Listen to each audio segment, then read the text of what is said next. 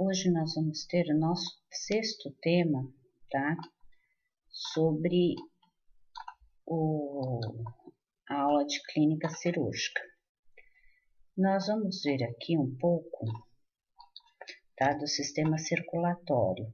Relembrando um pouco da anatomia do coração, nós vamos aqui relembrar um pouco das veias, artérias, capilares, arteríolas e vênulas, para saber um pouco aonde são localizadas as cirurgias, né?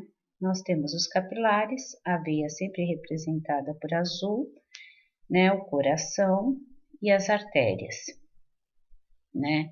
E as estruturas das artérias e das veias, né? As artérias, elas são o quê? Tem uma lâmina mais interna mais forte, porque ela requer maior pressão do que as veias. Então, relembrando um pouco da anatomia, o coração, ele é um órgão muscular dividido em 4 câmaras, sendo 2 superiores, átrio direito e esquerdo, e 2 inferiores, ventrículo direito e esquerdo. O lado direito do coração é composto por sangue venoso, rico em CO2 e pobre em oxigênio. O lado esquerdo é composto de sangue arterial, rico em O2 e pobre em CO2. O sangue venoso chega ao coração através das veias cavas superior e inferior, certo? E após o enchimento do átrio direito pelo sangue venoso, o mesmo se contrai, fazendo com que a válvula tricúspide abra e vá para o ventrículo direito. Nesse momento inicia-se a pequena circulação pulmonar. Após o enchimento do ventrículo direito, o mesmo se contrai e o sangue venoso passa pela válvula pulmonar, chegando até a artéria pulmonar, que terá o papel de conduzir o sangue até os pulmões, direito e esquerdo. Isso a gente chama o quê? Quando ele troca os gases, né, de gás carbônico para oxigênio, chama-se de hematose. O sangue arterial volta ao coração através das veias pulmonares, chegando ao átrio esquerdo, e depois vai se encher o átrio esquerdo, vai abrir a válvula tricúspide e vai passar para o ventrículo esquerdo. O ventrículo esquerdo se contrai, fazendo que o sangue arterial passe pela válvula aórtica, chegando até a aorta e vai conduzir o sangue para todos os órgãos, toda a parte sanguínea rica em oxigênio, levando oxigênio para as nossas células e nossos tecidos. Aí, quando a gente fala em revascularização do miocárdio, que é a ponte safena, esse procedimento cirúrgico tem a finalidade de restabelecer o fluxo sanguíneo cardíaco. Normalmente, quando se tem uma coronariana obstruída, tá? Pode ser após uma obstrução total ou parcial, ou parte da artéria coronária. Os procedimentos mais comuns é a safena e a mamária, tá? Pode retirar,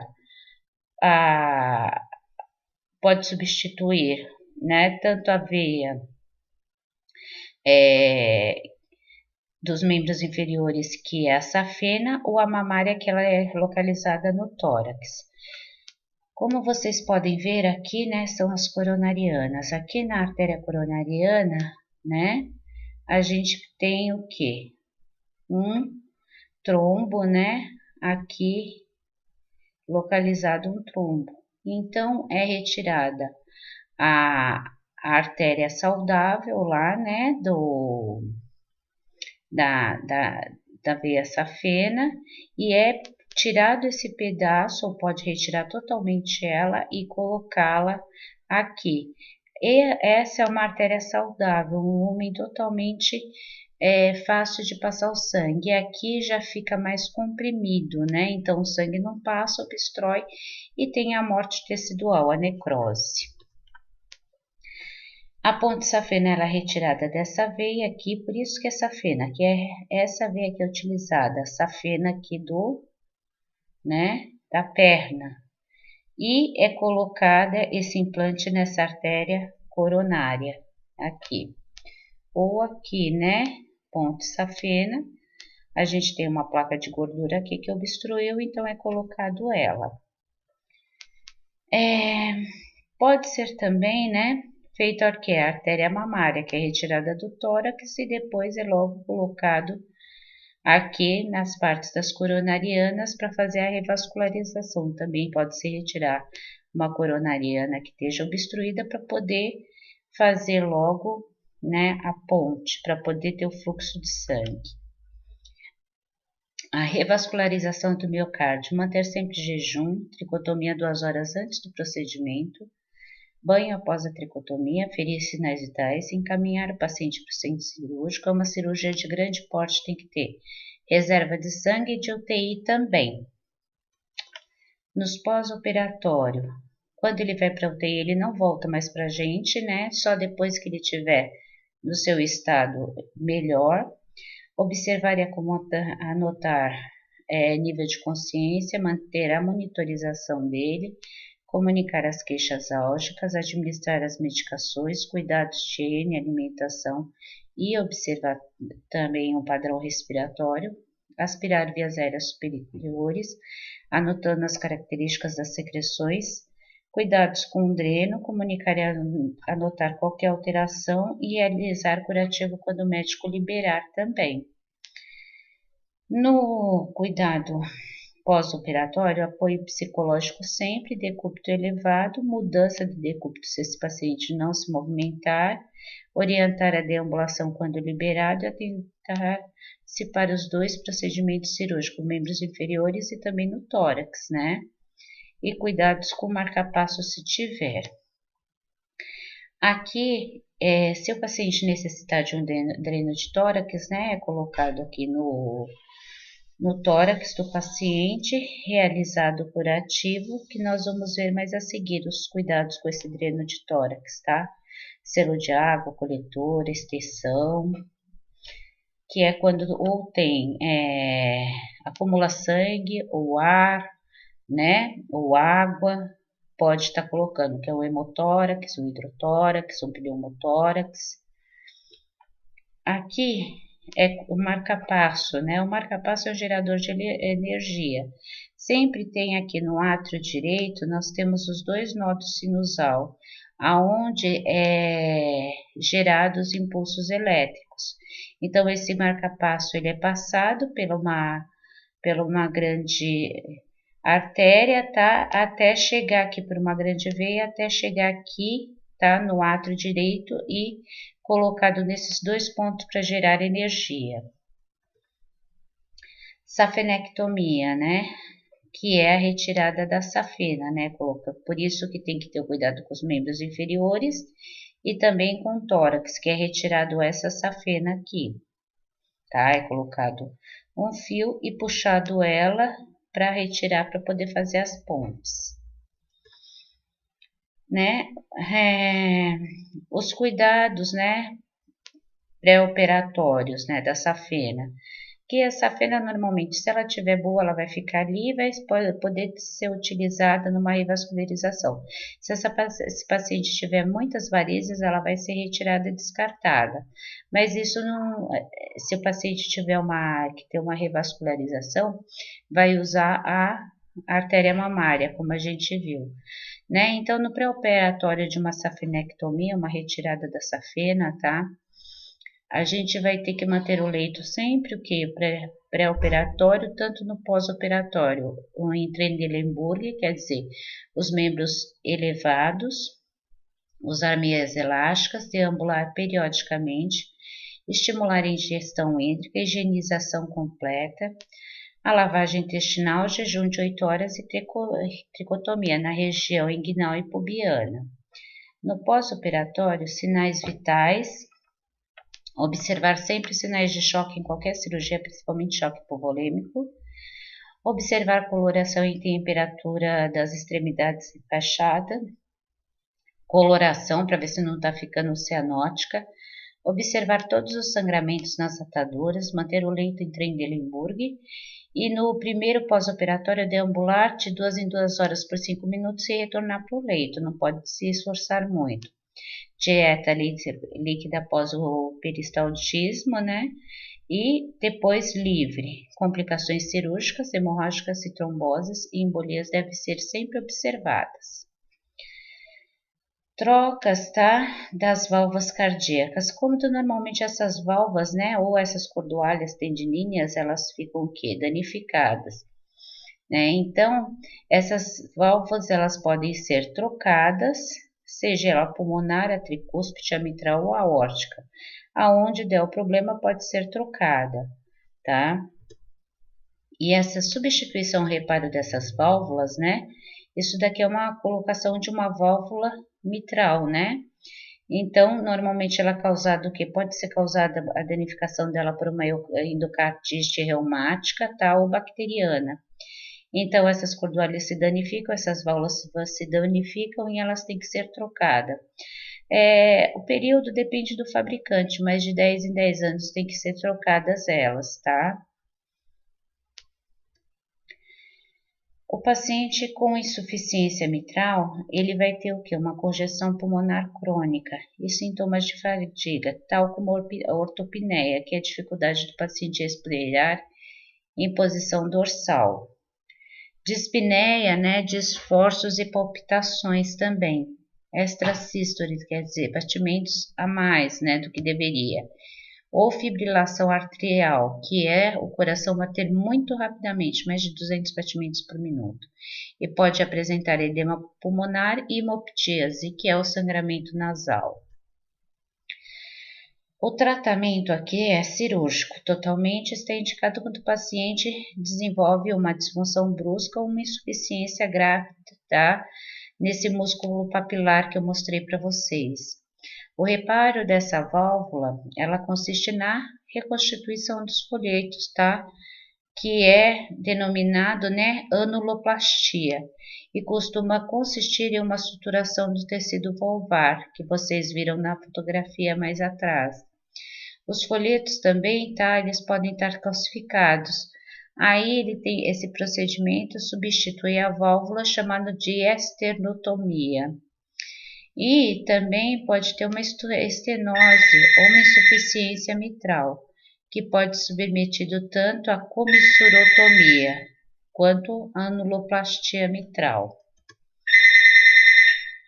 Cirurgias do aparelho cardiovascular, que aí a gente tem a substituição pela válvula aórtica, né? Essa substituição ela é realizada nos pacientes, tá, com insuficiência aórtica, que é uma estenose, que é o estreitamento do orifício valvar entre o ventrículo esquerdo e a aorta. Os pacientes com insuficiência aórtica apresentam-se dispneia sempre aos esforços, ortopneia, fadiga facial, dor torácica, tontura, desmaio, e o pulso ele começa o que a martelar conforme o que um batimento violento da artéria depois desaparece. E a pressão diastólica baixa devido ao aumento da regurgitação do sangue para o ventrículo esquerdo também. Nós temos também que ter essa substituição da válvula aórtica, que é através de uma incisão, né, mediana, esternotomia, utilizando também o bypass, que é a cardiopulmonar total. Seria todas essas cirurgias, elas precisam o quê? De um aparelho que normalmente, tá, ele vai ter o quê? Vai passar o sangue para ele e fazer a oxigenação. O pré-operatório, tá? Ele sempre requer de cuidados psicológicos. Esse paciente está muito ansioso, está temeroso também, tá? Com essas condições dele.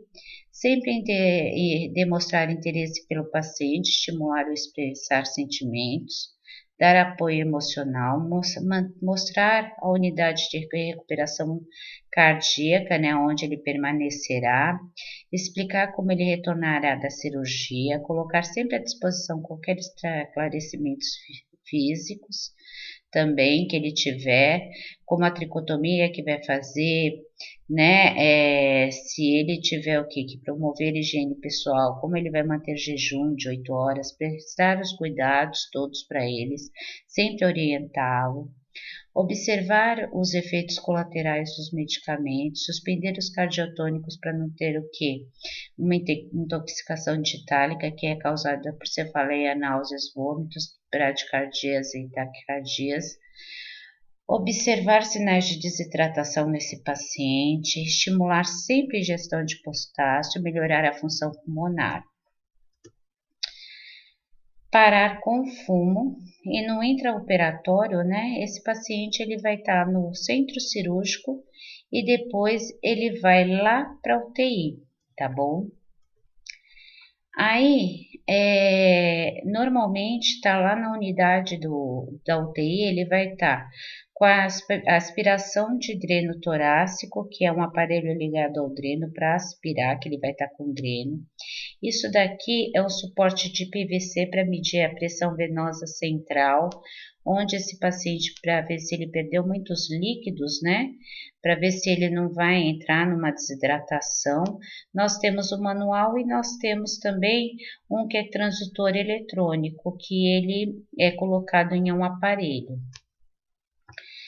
Colocar sempre na mesa de cabeceira o material de aspiração brônquica, luvas, gases, suporte de soros, né, frascos, né, o coletor de urina, né, ele pode também ser instalado sempre abaixo da cama, mas nunca na grade, sempre uma solução heparinizada para lavar os catéteres arteriais, tudo, material de PVC, balança de sangue se ele precisar tomar sangue, atadura de crepe para restringir o paciente se necessário e colocar sempre, né, numa mesinha, numa prateleira, o monitor cardíaco, os eletrodos, pastas e fio. Pós-operatório, adaptar o ventilador da régua ajustando os aparelhos do paciente, sempre observar a expansão torácica, ritmo e também a aspiração, condições do cuff, que é a cânula orotraqueal, que é uma cânula que tem um balãozinho chamado de cuff, manter infusão venosa, controlar o esgotejamento, tá? E sempre o que? Colar no frasco uma tira de esparadrapo no sentido vertical, para a gente marcar o selo d'água, que a gente vai ver mais a seguir. Aqui é uma conexão, tá? De uma pressão arterial média, tá? Que é ligado a um monitor cardíaco, e isso, né, vai numa linha arterial aqui, ligada para ver a pressão arterial médica desse paciente, mas esse paciente ele vai estar na UTI, tá, gente? Eu só coloquei isso a título de vocês conhecerem. Ele vai sempre oscilar numa coluna de mercúrio, que indica sempre o funcionamento dele. Essa a pressão arterial média oscila de 7 a 8 milímetros, né, por mercúrio. Vai ter sempre a restrição desses membros. Prestar cuidados com dreno de tórax, frascos de drenagem também, dispensar as extensões de drenagem quando, né, for colocado na cama, tirar os esparadrapos, marcando o nível de urina para anotação no coletor, né, para a gente ver quanto que ele urinou. Monitorizar ele, passar a pasta nos eletrodos, fixar com esparadrapo, se tiver difícil de fixação, ligar os eletrodos aos cabos, observar o traçado eletrocardiográfico e alocar o paciente. Isso daqui é tudo na UTI. As derivações precordiais, tá? Eu coloquei aqui para vocês saberem, né? Que como é colocado os eletrodos, que o braço direito, né? O branco, né? E o americano, o europeu é vermelho, porque tem monitores que é americano e tem monitores que é europeu. Então, as cores aqui, ó, você vai vendo tanto no braço direito como perna direita, né? E perna esquerda e tórax, as colorações modificam, mas os lugares são sempre os mesmos, onde vai as derivações. Observar os seguintes dados, né? Verificar sempre as intercorrências medicamentosas, observar o balanço hídrico, solicitar prescrição médica, avaliar as condições neurológicas do paciente, tranquilizar o paciente. Controlar PVC de 1 em 1 hora, líquidos infundidos, líquidos drenados, fazer o balanço hídrico de entrada e saída de líquidos, sempre cianose, tipo de respiração, sangramentos e condições do curativo, acionar os mecanismos de suspiro do aparelho de ventilação, mas isso é na UTI, como eu falei para vocês, e aspirar a secreção endotraqueal sempre que necessário. Coletar amostras de sangue para inizar a parte interna do cilindro da seringa para coletar o sangue, principalmente a gasometria, mas a gasometria quem coleta é o médico ou o enfermeiro, tá? O auxiliar ele pode coletar os exames laboratoriais, como sódio, potássio, creatinina, hematócrito, hemoglobina, mas o resto, né, é a gasometria, o enfermeiro ou o médico, mas normalmente é chamado o laboratório para colher também. Encaminhar o pedido de raio-x no leito e ordenhar o dreno de tórax, que é puxar a extensão assim, mas não tracionar a extensão do paciente, né? Só para ver se ele está oscilando, tá mexendo, né? O sangue e prestar os cuidados. Tamponamento cardíaco, observar as instalações de complicação, né? Observar se tem um tamponamento cardíaco, se está tendo uma secreção lá dentro que está comprimindo o coração. Ver se esse paciente ele não vai desenvolver uma psicose pós-operatória, algum problema, né, psiquiátrico, uma insuficiência cardíaca ou renal também. Após a extubação, será feita, né, no 0PO, ou normalmente, né, no mesmo dia já faz a extubação desse paciente na UTI, se tiver tudo ok. Instalar sempre a nebulização, realizar exercícios respiratórios, vir de um aparelho antigo que hoje a gente ventilador que a gente só usa para fazer exercícios, tá? Manter o paciente em semifólem, estimular a tosse e expectoração e realizar tapotagem. Trocas de curativos, incisões cirúrgicas e observar problemas neurológicos. Aí nós vamos ver um pouco, tá? Anatomia, relembrar um pouco da anatomia e fisiologia do sistema respiratório. Tem a cavidade nasal, faringe e laringe, traqueia, brônquios e pulmão, né? Que são as inferiores. Nós temos as trocas gasosas, que são o ar inspirado e o ar expirado, e o diafragma, que é o músculo diafragmático. Nós temos lá os pulmões, né, o direito é composto por 3 lobos, o esquerdo por 2. O pulmão, né, tem as suas fissuras, né, que são, né, a fissura oblíqua, horizontal, e nós temos a oblíqua aqui no esquerdo também. Aqui nós temos aqui os brônquios e os bronquíolos, né? E aqui são os alvéolos pulmonares, onde vai fazer a sua troca gasosa. Os espaços entre os dois pulmões é chamado o quê? Que é envolvido pelas pleuras, que é chamada de pleura visceral e pleura parietal, né? Aqui, quando normalmente o derrame pleural é entre as pleuras, né, que é o líquido que cria dentro dos pulmões. Aí, quando esse paciente ele precisa de uma traqueostomia, é uma abertura cirúrgica entre o segundo e o terceiro anel ali da traqueia, para abrir, né, um orifício onde é inserida uma traqueostomia, ou ela é de plástico ou ela é metal, para o paciente poder respirar. Pode estar ligado ao ventilador mecânico ou pode estar sem o ventilador. Normalmente a de plástico, tá? Ela é ligada ao ventilador, a de metal não. Pré-operatório, sempre manter esse paciente calmo, fazer a tricotomia cervical, se for homem, né? Complicações cirúrgicas sempre pode ser infecção, estenose, que é o estreitamento da traqueia, necrose, que é a destruição de tecido, ou perfuração da traqueia, uma fístula, que é uma interligação, né, entre a traqueia, né, e o esôfago também, ou uma telectasia, que pode ser o quê? Colapamento dos alvéolos, dos pulmões. O pós-operatório sempre seguir rigorosamente sinais vitais, aspirar secreções, estimular a tosse, Oferecer a prancheta ou lápis para esse paciente poder estar proporcionando uma comunicação, umedecer o ambiente com nebulizadores, desinflar o balonete de 2 em 2 horas que ele tem um balonete naquela ponta dele, tá? Para não ter uma necrose. E aqui é uma drenagem torácica, como eu falei para vocês que a gente ia falar, né? Geralmente esse dreno é colocado no tórax, tá?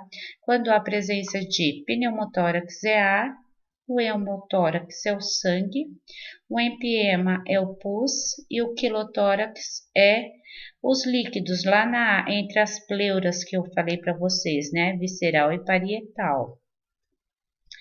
Sempre os cuidados, né? Colocar água esterilizada no fraco disco de drenagem, cobrindo 2 centímetros do tubo que fica dentro dele, para evitar o retorno de ar, manter o paciente em semifole, evitar a formação de alças ou o pinçamento das tubulações para que não pare de sair a secreção, realizar curativos diariamente e manter o frasco sempre abaixo do nível do tórax.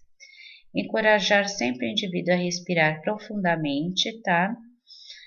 Observar e relatar imediatamente sinais de respirações rápidas ou superficiais, pode ser alguma alteração e grave.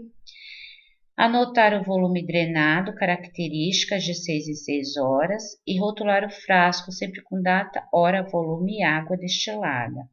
E observar o borbulhamento do frasco do selo d'água. Evitar clampear, né? Evitar clampear o dreno durante o transporte do paciente ou deambulação. Um dreno clampeado pode provocar um pneumotórax, tá? Então, só se ele estiver sendo transportado numa maca e esse dreno é acima dele, aí sim deve ser clampeado, abaixo não. Nunca conectar uma rede de vácuo a esse dreno, sempre ordenhar o dreno ou esse procedimento um pouco efetivo pode gerar uma pressão negativa muito alta também. Precisa se tomar muito cuidado quando a gente faz como se a gente fizesse assim, ó, no dreno, ó, né? Não se deve fazer. Estimular as mudanças de decúbito, sempre movimentar com braços e um ombro, né? O lado afetado para evitar reduzir a dor também. Colocar suporte plástico ou metálico para proteger o frasco também. Aqui vocês vão ver uma toracotomia, que é uma abertura do tórax, né? Pode ser aqui na região external ou lateral. Pode ser devido a um tumor maligno ou por traumas também torácico. Aqui sempre para a gente fazer uma toracotomia, orientar o paciente a aumentar a ingestão hídrica para fluidificar as secreções, realizar nebulizações, anotar aspectos e volumes das secreções, estimular a deambulação, orientar e supervisionar os exercícios respiratórios, jejum de 8 horas, as lavagens intestinais, né? 8 horas antes das cirurgias, tricotomias, cateterismo vesical, que é a sonda vesical, e apoiar psicologicamente. Observar sempre o estado de consciência no pós-operatório, sinais vitais, leito em semifole, controlar diurese, a drenagem torácica, estimular expirações profundas e a tosse, mudança de decúbito de 2 em 2 horas, cuidados da infusão venosa, observar sangramentos dos curativos, esclarecer dúvidas, né? E auxiliar se necessário. Fluidificar as secreções, pode ser com máscara de oxigênio ou com inalações, movimentar levemente os braços afetados. E as complicações cirúrgicas, hemorragias, pode ser uma fístula broncopulmonar, insuficiência respiratória, uma pneumonite, né, que é uma telectasia também, um colapamento ali dos alvéolos, arritmias cardíacas, distensão gástrica e insuficiência renal. Esse daqui, gente, é o meu site que eu ponho sempre de apoio, tem bastante coisas interessantes, como arritmia cardíaca, condução elétrica do coração, para relembrar anatomia, circulação sanguínea, revascularização. A extracorpórea que a gente utiliza, o mecanismo tá para desviar o sangue do coração do paciente para oxigenar uma máquina, que é legal vocês dar uma olhada. O dreno de tórax, os cuidados, trocar o selo da água, procedimentos de implante, né, de um DAI transvenoso. Cirurgias de varizes tradicional, os novos recursos, né, para cirurgias de válvulas cardíacas, o ECG, as derivações para vocês entenderem melhor, mecanismo da respiração, sistema respiratório humano, traqueostomia, toracotomia como é feita, e aqui as atividades para você estar realizando no fórum. Obrigada e agradeço a presença de vocês.